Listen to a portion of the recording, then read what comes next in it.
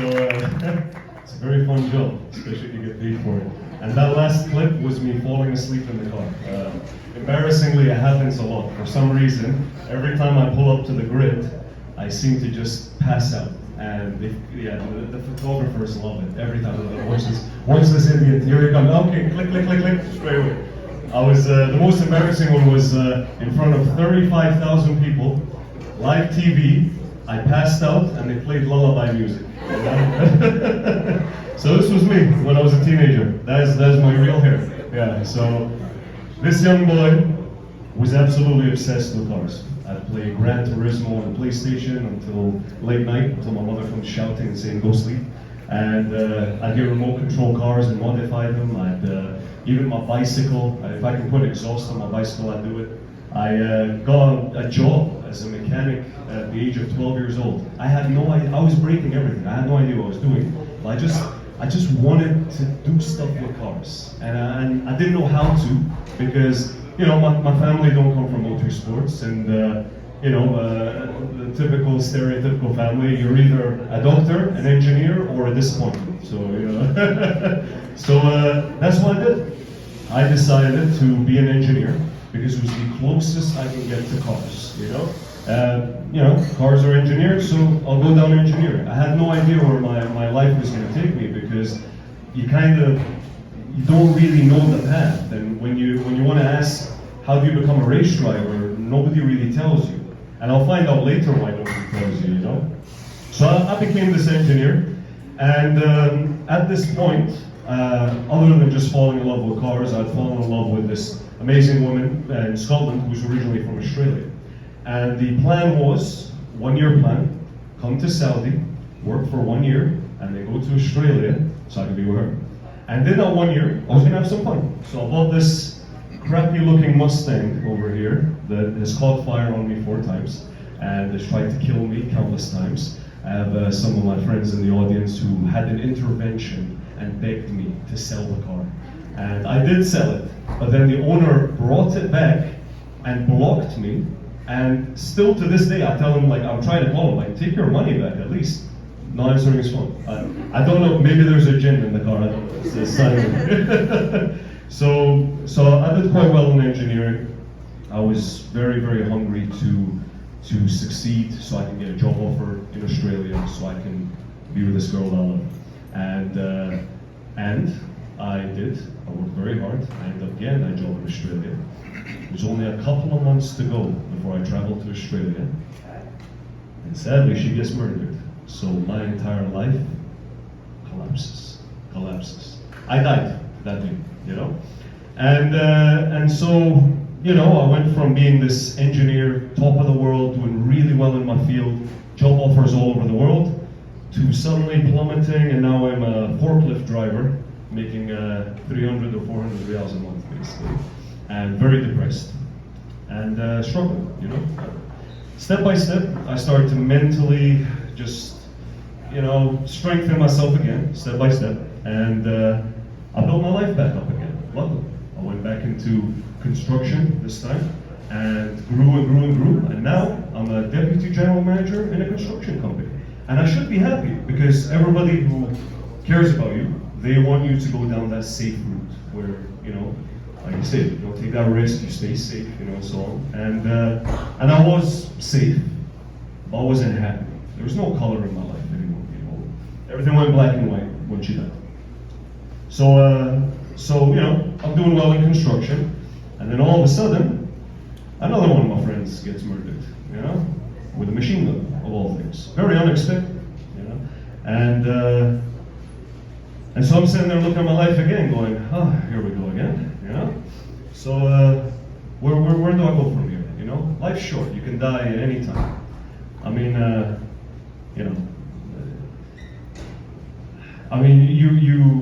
You never expect it, but when it does happen, your brain changes, You don't really see the world the way people see the world anymore. You kind of, for me, it became that there is only one route that could ever make me happy, and that is to go for something I've always wanted to do. Because that's what the world does. It beats the passion out of you. When you look at kids, They're always, I want to be an astronaut, I want to be this, I want that. They're like really passionate. And then it's these small comments that we tell these kids, you know, take it easy, be safe, it's not realistic, you know, I mean, you know, you don't want to go broke, you know, no, etc., etc. Now, yes, these are people who care about you and they love you and they want to keep you safe. But sometimes keeping them too safe and coddling, you know, a kid can take them down a path that they won't enjoy. So please remind yourselves, if you've ever had those comments said to you, don't be an idiot and just take a jump. But take a calculated risk at some point in your life. You'll never regret it. And you know, that's what I ended up doing. I had saved up 12,000 riyals, and I went back home to Scotland, and I started training to be a race car driver. Again, I only know race car drivers from movies and you know, and computer games. So I thought, yeah, you know, I can just become one. You know, I didn't know how difficult it was. So I spent countless days, months, you know, studying and training, and I ended up getting my racing license. And when I got my racing license, I turned around to all the guys at the track, and I'm like, okay, now I can be a professional driver.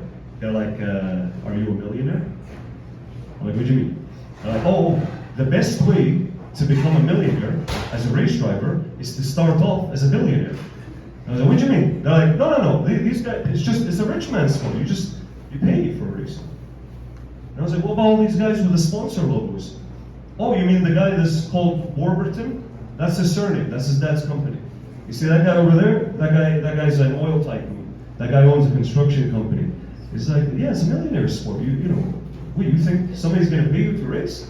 He said, that's a 1 in 10,000 chance, you know? You have a better chance being an actor than you do being a race driver. So all of a sudden, I'm sitting there going like, how the hell do I do this? I just spent all of my savings on getting a race license, and now I'm kind of stuck going, well, how do I do this? Well, thank God for Google. I went on Google and I typed in how to get paid as a race driver, how to get sponsorship. And you know, it's something about searching in the dark.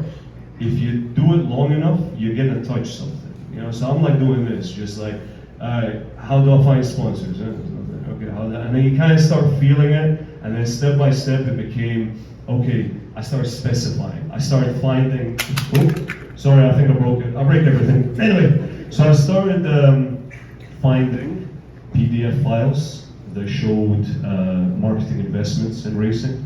I started studying public records of companies that invest in Formula One and rally and so on. And step by step, I started to figure out how to create a strong, convincing marketing proposal, because that's what racing essentially is. It's a business, it's marketing, you know? All these logos I'm wearing here, I'm still marketing to this day, so all these logos that you see, this is just marketing, and companies look for a return of investment on marketing. So if you can save a company, let's say a company spends $1 million riyals to get 100,000 views. If I can give them those same 100,000 views for half the price, they'll pay me. You know? So that's what it is, you know. And once I figured that out, I started to figure out how to propose my dream. And my dream was based off of this incredible man, Ken Block. And Ken Block was my hero since I was young, since I got into cars and he got on the scene. He was basically a rally driver that started at a very old age. I think it was in his 40s. Now, when I wanted to chase after my dream, I was 27, 6'2" and 110 kilos, so I didn't fit in half of the race cars, and everybody's laughing at me going, you look like a bodyguard, you shouldn't be driving race cars, you know? And I said, no, you know what? He's also a big guy, and he's also old, and oh, I can't believe I said 27 is old. But it's old for racing. Usually these guys get into it like 6 years old. So, you know, he started at an old age, and he built it through marketing. He wasn't the son of somebody wealthy, which I have nothing against, by if you're wealthy, enjoy racing. But he gave me a path that I can go down that was realistic, because when I started my racing career, I couldn't even afford to buy the wheels, let alone a car. So I based my race car on, well, his strategy, something unique, something that stands out. I didn't just buy a regular race car. I bought a 1934 Hot Rod, a used one from Scotland. And, well, before I could buy it, I planned to buy it, I had to convince a company. And I approached Nadic, the milk and juice company, and I convinced their marketing team that I will give them a good return of investment if they let me build this little car with all the Nadic logos and hashtags, And somehow I managed to convince them. And this is where my career actually began. And all of a sudden, at 28 years old, I'm looking at my life going, by the way, the car is that small. It's actually a very tiny car. Yeah. I can fit in there though, you know? But yeah, I'm like looking at my life going, I can't believe this. I'm now a race car driver. I'm like, where do I go from here? But here's the catch. I was a race car driver, but I was limited by my contract. My contract was show car. I wasn't allowed to compete. There was, where's he at over there? That's my best friend over there. Well, one of my best friends. And, Ahmed here. What's up, brother? You'll see, I'll talk about these guys later. I'm gonna talk crap about you later, right? so yeah, from the very beginning, when I signed my contract, I had enough to cover my expenses, but I didn't have enough to cover a team. And you need a team. I didn't have a team. I had this guy. This guy didn't ask for a single penny, and he stayed by my side for the whole year, towing across to Dammam in an old pickup truck, towing a race car. The pickup truck had something called the death wobble, where it starts to shake and eventually like the wheels fall off or something. I don't know. It was pretty messed up, and breakdowns and things like that. But he had my back, and I would have never survived my first year of racing if it wasn't for him. And yeah, so the non-competitive contract meant that I need to just show off. That's it. I can't actually race.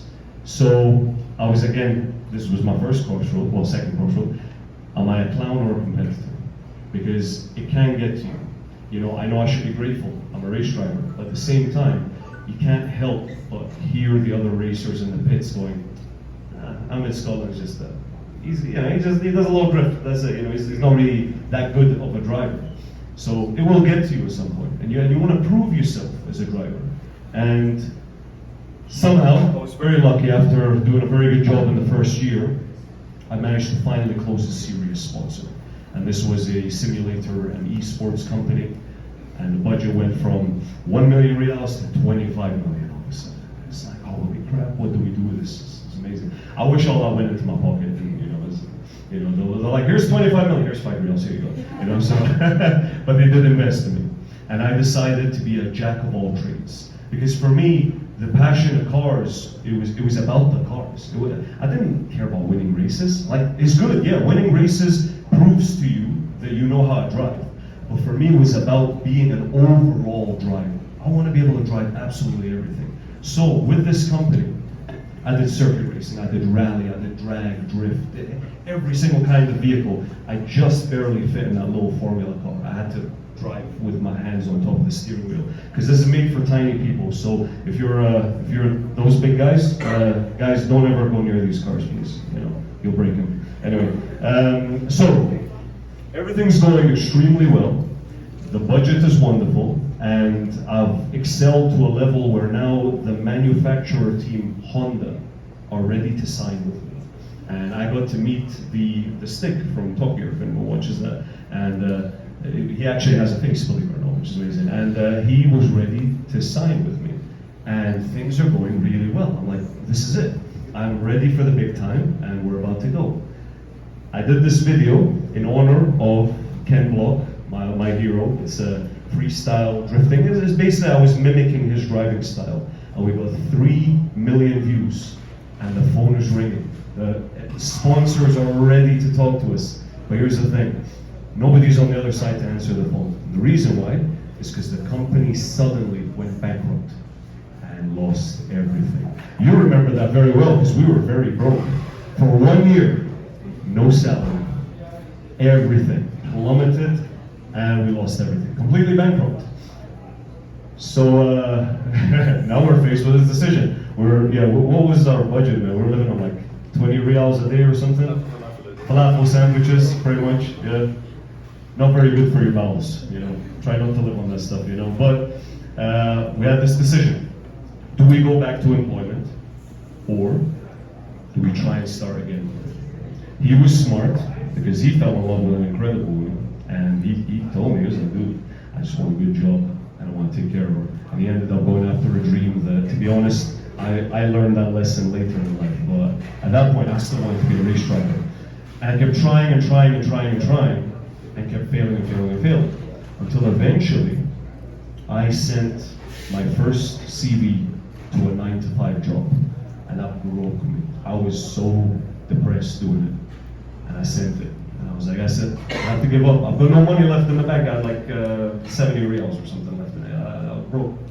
And that same day that I sent that CV, within a few hours, a new sponsor called me up and said, I think I might just be able to afford your contract, but it's a way lower salary, and we're not gonna have the budget to put you in these big, powerful race cars, but you can start from scratch again.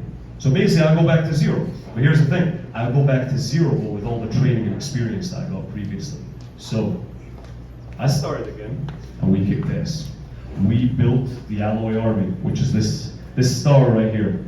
If you had gone back 3 years ago, you would have seen that on a whole bunch of race cars, and I ended up training my sponsor so he can race with me, and then he got married, so I trained his wife to race with me. One of the happiest times was seeing him and his wife both holding trophies, you know? That was a wonderful time. Because you gotta remember, in business you're dealing with people. Don't look at the corporations, you're dealing with human beings. If you're dealing with a marketing manager, if you can make his life easier, I mean, that guy's usually overworked and he's got deadlines and quotas he's got to meet. If you can come along and be like, listen, give me this contract, I'll handle the marketing for you. All of a sudden, you become his friend because you're making his life easier. You know, the CEO as well, you know, don't just, oh, he's a big, rich CEO. Like that guy also has a life, he has kids. He wants to, you know, do other stuff than just work and look at, you know, contracts all day. So, if you can make their life happier, they will be willing to invest more into you, you know.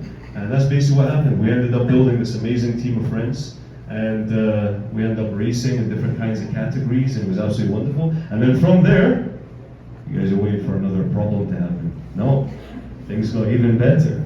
All of a sudden, I'm racing internationally and competing against some of the best drivers in the world. And you know, we're on Disney. If you actually open Disney Plus, you'll see me and my race car on there, and we're competing in rallies. And the pinnacle for me, the moment I really feel my career peaked, I finally got to meet my hero and work with him. That's Ken Block right there. This was 1 year before he passed away. He died sadly, but he truly was. You know, they say never meet your heroes. This man was humble. He's extreme talented. My God. And I got to see my dream car. This is my favorite car in the world, his unicorn. Everything I based my career on. And the greatest moment was after being able to work with him, to be able to shake his hand and say, thank you. Your example was the reason why, you know, I managed to build my career. So that was wonderful. Now here's the thing. From there, where do you go? You know, when you start stacking trophies, but then the races are just the same races, and it's the same stuff every single season, you kind of go, okay, it's fun, but you know, where do I go? Where do I go from here? Well, I said, you know, let me try something different. I went into precision driving. Now, precision driving is basically the drivers who do stuff for TVs and movies, basically. And I realized I was very overqualified for the job because, you know, if you're a pro racer, precision driving is kind of way easier, you know. And maneuvers that were only like 50% of my skill, the director's freaking out, going, "This is incredible! How do you do this?" I'm like, "Dude, I'm not even trying." Man. So that was actually quite wonderful, you know. I felt like I was punching down here, just, you know. But it was wonderful because it opened a new branch and opened a new way for me to monetize my skills. And that is where this big man over there. Where's Yazid? You know, he's on his way. He's running late. He's a race driver, man. He can't run late. Well, this big man right here, that's Ahmed. He was, there were two guys, Yazid and Ahmed. These two guys were the people who I trained to enter the world of precision driving. And because I had years of experience at this point, I was able to very quickly train them up. And we ended up growing, and we ended up with this new brand, 5 Junes, which is the new team. You know, Alloy Army is still there, but we ended up with 5 Junes. Now, at the same time as us building 5 Junes and doing precision driving, there was another thing happening. 4 years prior, I had decided to go and do Dakar. And I somehow managed to close an incredible budget to build one of the first ever Saudi Dakar spec race cars, built here in Saudi Arabia. Usually they buy them from abroad. So we were very, very proud to unveil this car. Now that was 4 years prior. And I was single, and I was hungry. But when I revealed this car, just as I revealed it, I just got married to a very incredible woman who, I'm not going to point you out, babe, I am going to, who absolutely changed my life. And when I first met her, I told her, racing is first, everything is second. Nothing ever goes past motorsports. And then when we started looking at the Dakar plan, I started sitting there going, okay, 80% of my life is going to be committed to Dakar. I'm going to be away from home, I'm going to be training, I'm going to be racing, I'll be practicing, etc. She's not going to see me. So, oh, sorry, I pointed, babe. And then that's when I started looking at myself and I go, for the first time in my life, there was actually something more important than racing. Someone. And is this a really good way to say I love you? She's getting shy. So all of a sudden I have someone way more important than racing. I never imagined that would happen. And so I decided to give up the Dakar dream. I don't know. I've got enough trophies on the wall, and I figured, can I call you a trophy wife? I can't say a trophy, no, okay. But I have something way more important than trophies now, and I said, now I need to pull back, focus more behind the scenes on the business side of things, so I can grow our life and give us something better rather than just sticking to a race car driver's salary. So I ended up giving this car to my teammate who really deserves it. The guy is very talented. And we ended up signing a new contract with Al Jazeera Vehicles, the guys who have Ford, Lincoln, Indian Polaris. The CEO has a very wonderful mindset, and it matches actually quite similar to mine. He really wants to give back to the Ford drivers and kind of make things fun. So he basically told me he wants this desert playground. Let's build a camp in the middle of the desert and let's teach people how to drive off-road. Let's do some racing. Let's do some crazy jumps where I almost get myself killed, and teach educational courses. And all of a sudden, my team grew. There's 3 guys. I'm gonna keep embarrassing guys. I'll keep pointing. So the team grew, and all of a sudden we're 7 strong. Then we got to 20, and we're managing these very big events, and we're kicking ass. I love it. And I didn't realize I was going to enjoy it so much. Like, I pulled away from racing. I completely forgot about competitive racing. And I'm feeling so happy watching these guys grow, because now I've got 10 years of experience and I'm able to pass it down to guys who are 10 years younger. Now imagine, if you've taken all that 10 years and you're dumping into guys who are just about to start their path, that's like nitrous oxide, straight up. And to be honest, I couldn't feel luckier, because in the same way how the guy who's run away over there, so I'm gonna keep pointing at you, bro.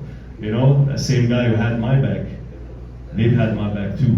And I swear, even on days where I tell them I only need half the team, I can't pay the other half, they show up, dude, we're showing up for free. We're ready to work, So that loyalty and that commitment is the reason why we succeeded. And we ended up just 2 weeks ago being awarded by Ford the award for best practice, and that is good, like internationally. Like, this is how you're supposed to market. So I'm very proud of that. It's all thanks to those guys. And that's basically my final crossroad is the future. The future is my team, actually, and I'm more than happy now to finally step back, be in the shadows, lurking like a ninja, while they start going into their paths, and every single one has their own passion, and my hope is that they pursue their passion and grow from there, and hopefully I'll be able to, maybe get 50% of whatever money you guys make in the future. and yeah, so that's where I am at right now, and I couldn't feel luckier, so thank you guys for listening.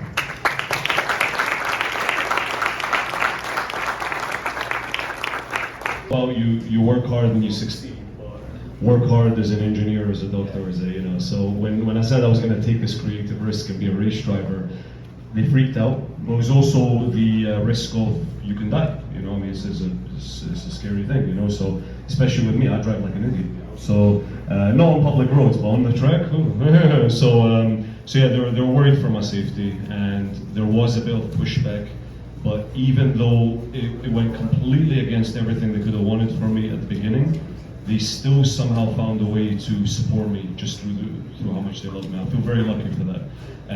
Now, I mean, they'll still say I'm an engineer to their friends, but I think now they're very proud of how it turned out. So as long as you prove yourself, you prove them. I don't want to say prove them wrong, but you can prove yourself right. They eventually, they start to love what you do. So thank you. So someone raises. Same question.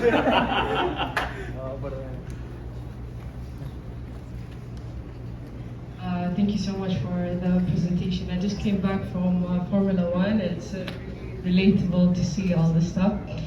My question is, if you're not a race driver, what would you do other than engineering and race driving?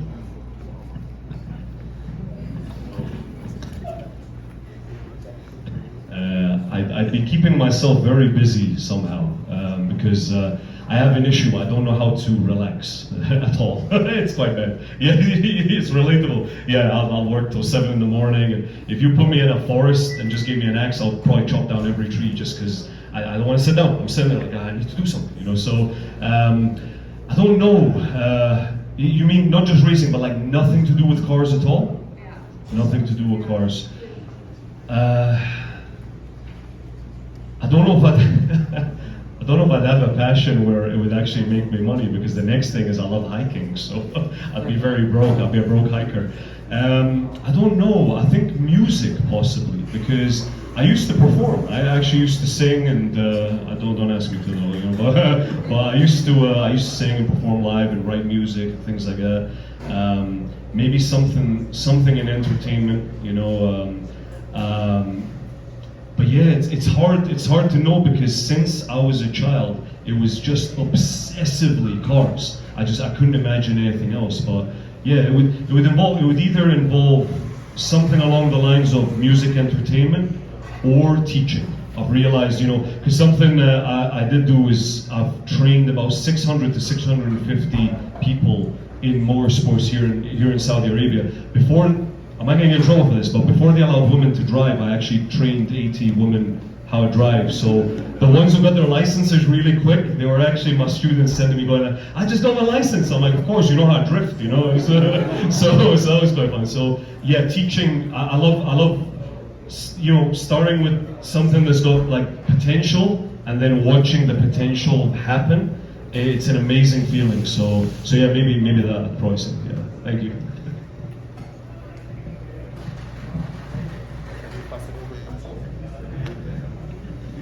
Thank you, Ahmed, for this inspiration. Throughout your story, it was very interesting how people kept showing up to support your friends, your team members, and I don't think it's, let's say, normal or consistent that people keep showing up to support each. So I'm interested to know how and why did they keep showing up for you? What was the secret for that?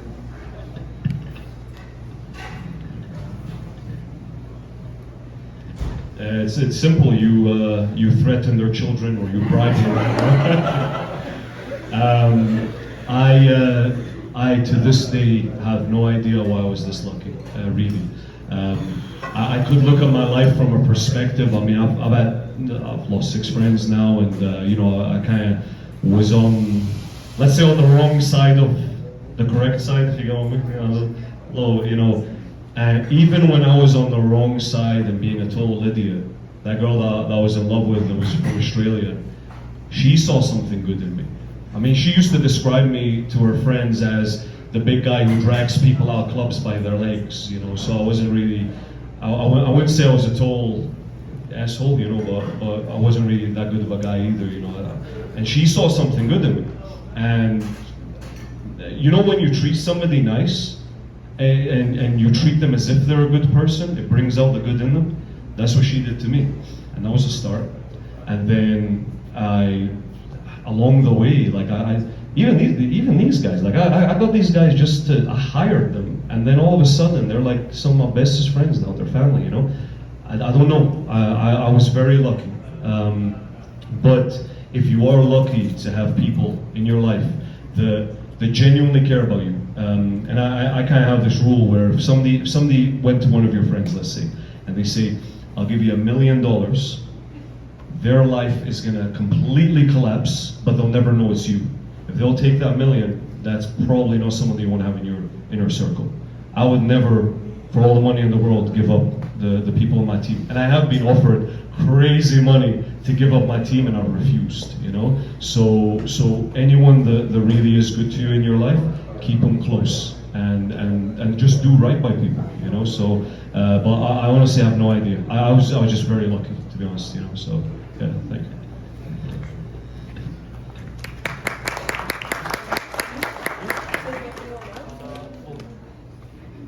Any questions at the back? We'll get to them. Okay. My question is, I don't know if I can call it rock bottom, but it seems like you went through a lot of downs. And as a person who has been in a period of rock bottom for 2 years, at that time it was a very foggy thing to kind of try to look positively to the future. Like, I can work hard and somehow that's going to pay off. But there was a point in my life where I just felt like I'm working as hard as I can and there's still nothing. So from someone who's been through these kind of traumatic experiences, how do you get yourself back up? Like, it's very easy to say that this horrible thing happened to me and then I got through it and then I got like this good thing to happen to me. But what was this period? How did you keep yourself motivated, or, you know, at least I can go day by day and just do it knowing that it can work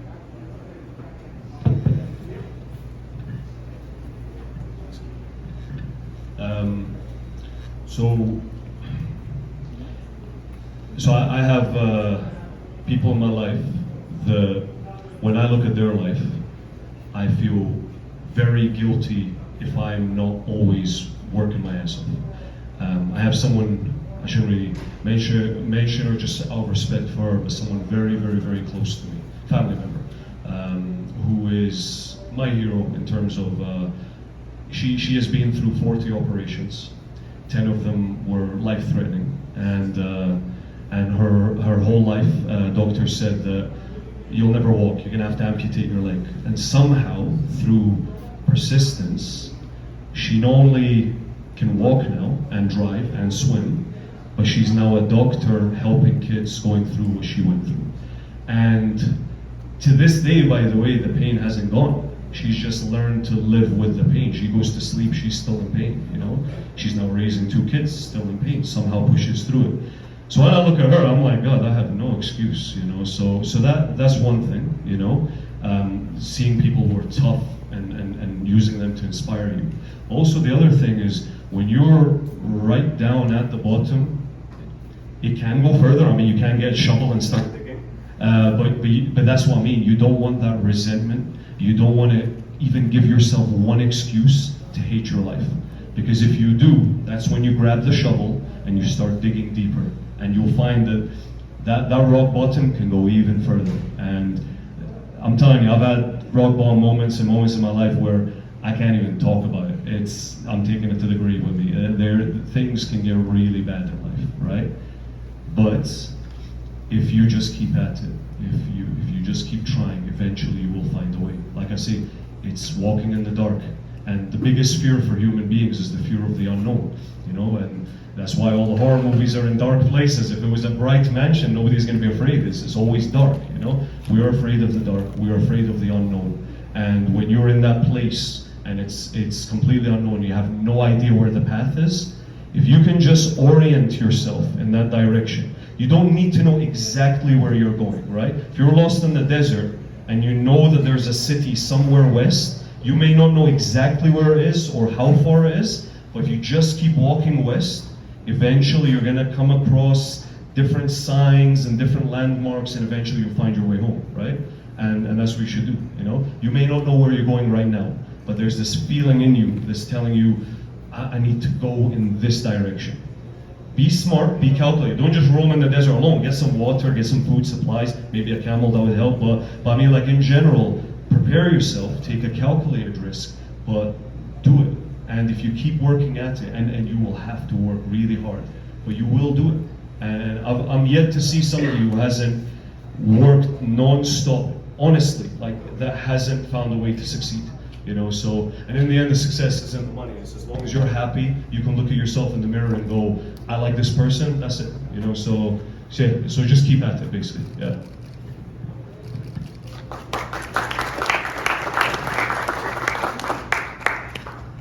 Let's get a question from here. Let's ask here in the back. Sure. Thank you so much. So since you're looking for your next venture and you're very inspired by, you know, empowering the next, let's say, generation of racers, I think, did you think about creating a sponsorship marketing agency that's specialized for, you know, people in that field? That's a good question. Right, for me. That's actually a very good question. It didn't come across my mind. Thank you so much. So would it be a smart move to do a sponsorship agency? That did cross my mind. I did manage one driver. Well, there's one thing I've realized is if you do the work for the driver, it can help them. And some drivers are humble enough to truly deserve it. But in general, if they don't do the legwork, they fall into the deep end. And if their career ever collapses, which happens a lot in racing, they won't know how to build themselves back up. So you don't want to create dependency. And it sounds really messed up, but this is something that I think they teach in, what they call it, like old people homes and stuff, where you have to be really hard of heart, because you'll see an old person struggling to get up from the chair. And it's so much easier to just do this. But the moment you help them, they're never going to be able to get off that chair again, because you've stolen that ability. So you kind of, it's so horrible to say, but you kind of have to just watch them struggle and just give them those, you know, like, come on, you can do it until they do it themselves. And I really believe, you know, because there are a lot of agencies, and sadly, a lot of the agencies end up just taking advantage of the passion of a driver, because any passion career, it's very easy to sell them short, you know? You see it, you know, like girls will love modeling, the photographer says, oh, this is for your exposure, you know, so they don't pay them. You know, people who do acting, it's like, oh, you know, do these roles, and you know, it's because they love what they want to do. People take advantage of that. Racing is the same thing. They'll give you that one drive, you know, or that one sponsor, but they're just using you as a mascot, and then they dump you later. To make a consistent career where you have control of the reins, you have to start by yourself, and you have to build it from the ground up, you know? So the closest I'll ever get to managing drivers is teaching them how to create the proposals and how to approach the sponsors, but from there, they have to go do the legwork, you know, and that's the only way I've ever seen it succeed, you know, so yeah, thank you.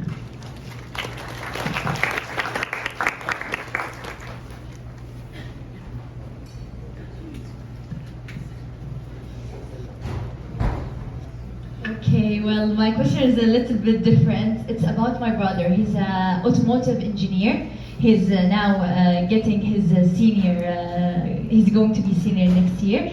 However, he has now an opportunity to work with the same kind of cars racing.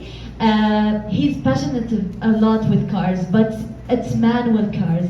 So do you think investing his saving on training for an Italy company which is for this kind of racing cars, is it a proper way, or he should really know from now what specific cars do he love to work on so he can move on with his journey? It's so important about passion, and I do understand your passion, but it's a really big variety of cars. So how can someone really know what kind of cars do they really love?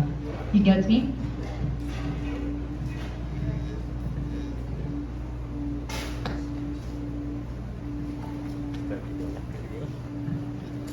So he's in automotive engineering, and he wants to know which kind of car type to pursue.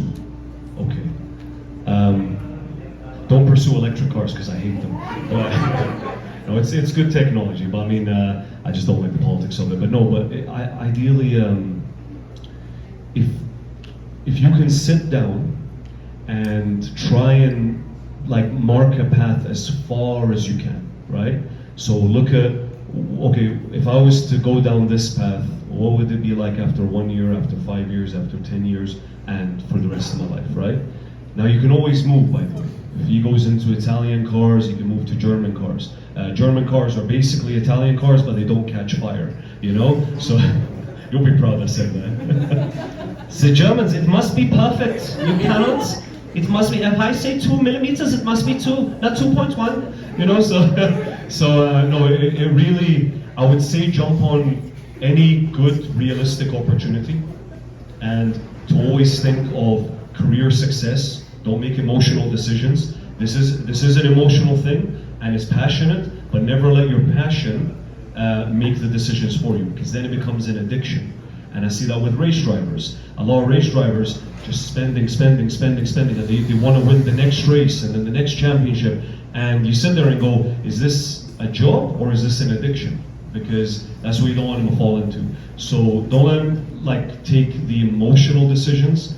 Let them sit there and go, okay, I prefer the Italian cars, but there's a Japanese car brand, and they're offering a better wage. Well, in the beginning, you know, when you're in the early stages, like in driving, for example, you know, learning to drive a car, you know, rally, drift, circuit, you don't need to think about that. You need to learn how to drive a car first, right? So same thing. If he's just starting, just learning automotive engineering in any brand, he'll end up slowly, you know, figuring out what brand he actually likes, you know? And I remember that when I got into racing, even motorcycles, I thought I was going to be into cafe racers. I ended up being into scramblers, you know, the off-road stuff. And same with racing, you know? I never knew what I was going to like, and then slowly I started going, rally seems to suit my style, you know? So it'll be the same with him, you know? Take a good, realistic job opportunity and grow yourself, and then with that experience, he'll know where to go from there. Yeah, thank you. Amazing. Let's have a final round of applause for Ahmed.